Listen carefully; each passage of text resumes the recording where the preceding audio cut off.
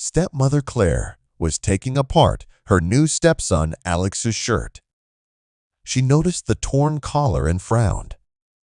Claire retreated to her room, and by the loud knock on the door, Alex already realized there were questions for him. He barely had time to turn off the website that showed a mature blonde woman who bore a striking resemblance to his stepmother. Claire entered the room, and her gaze immediately fell on Alex, who looked visibly agitated. Alex, by the way, had already turned 18 and was in his first year of college. "Alex, explain what this is," she asked, pointing to the torn shirt. "It was an accident," he mumbled. After half an hour of questioning and stares, Claire understood. She thought Alex was happy at college, but apparently something was wrong. The torn shirt spoke volumes. Her husband, Steve, had just gotten a big project at work, and instead of a family vacation, he was stocking up in his office. That gave Claire a lot of free time, on top of household chores and regular fitness classes. Now, she had a lot to think about. She couldn't shake the feeling that Alex was worried about something deeper. Claire decided to take a more active role in her stepson's upbringing. She spent the next few days watching him, noticing small changes in his behavior, the way he was withdrawn, lost in thought, and even a little sad. She wanted to help him, but she knew she had to approach it delicately. A couple days later, she was getting ready to go to the gym. Standing in the hallway in front of the mirror, she admired her appearance. She was 38, but she looked amazing, a beautiful, mature blonde with real confidence shining through.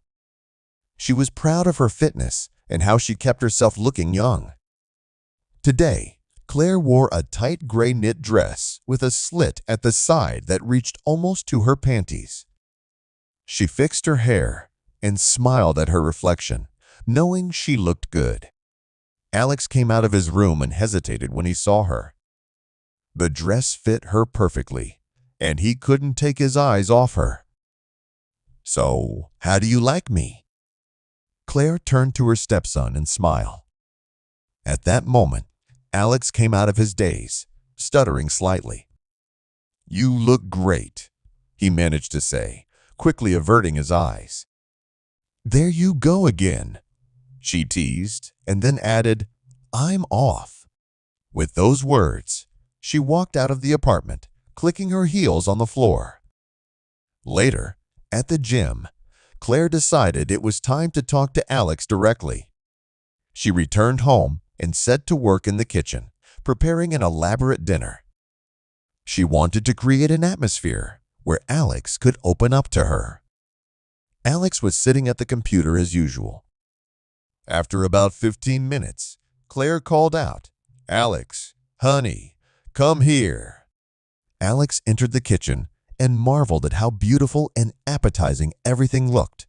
The dishes were carefully arranged. The smell of roasted herbs wafted in the air, and Claire stood there, looking like a vision. "Claire, he began, but she interrupted him. "Sit down, Alex. We need to talk." She poured a glass of wine, making Alex's eyes widen. "And wine? For dinner?" he asked, with surprise in his voice. "For the appetite," Claire replied with a knowing smile, her eyes meeting his. "Thank you." "I wouldn't mind if you joined me," he said, his voice softening. They drank one bottle, then another, and soon Alex's gaze on Claire became different, strangely intense. She sensed it too, but tried to turn the conversation in another direction. "Listen, Alex, what happened at college?" "Did you guys have a fight?" she asked softly, her tone soft and inviting. "Yeah, some guys bullied me all the time, even in front of girls." "I fought back, and it happened again," Alex admitted, his shoulders slumping slightly. "What about the girls?" "Have you had someone special yet?" asked Claire, studying his face. Alex blushed and looked down at the floor. "Not yet." "I see. It must be hard," Claire said softly. "But I'm here for you, Alex. I want you to know that." The young man sat up, his face flushed, either from wine or embarrassment. There was an awkward pause before Alex finally spoke. "I don't know if I can." "Stop looking at you, Claire." "I like you." "A lot. And there's nothing I can do about it," he said, his voice trembling slightly. There was so much sincerity in his voice that Claire felt her cheeks warm. Her heart raced as she realized the intensity of his feelings. When he leaned in and kissed her, she melted. A pleasant shiver ran through her body. Claire didn't hesitate. She took the inexperienced young man's hand and led him along, her mind buzzing with emotions she hadn't felt in years. Thus began their romance. Joy overwhelmed them, leaving no room for anything else in the apartment. Their minutes spent together were intense, hot, and filled with unbridled play. Every time they were alone together, the air between them seemed to spark with electricity, the tension impossible to ignore. They glanced at each other furtively, touching each other in passing, each touch lingering a little longer than the last. Claire had never imagined herself in this position, but here she was, giving in to something she couldn't control. She looked forward to the moment when they were alone together, craved his touch and the way he looked at her with such undisguised admiration. It was intoxicating. The secrecy only heightened the poignancy of the sensations, making each moment even more intense. Their affair quickly became the center of both of their lives. Alex started skipping classes to spend more time with her at home. Claire began to neglect household chores. Her thoughts were consumed by Alex. They would find secluded corners of the apartment to exchange hurried kisses on the cheek. The nights were the worst. The tension was unbearable until they finally sank into each other's arms. Claire knew it was dangerous. She knew it couldn't last forever. But for now, she let herself live in the moment, savoring the feeling of being wanted, of being needed in a way she hadn't felt in a long time.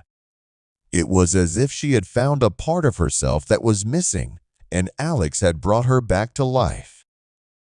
To Alex, Claire was everything he had ever dreamed of. She was beautiful, confident, and caring.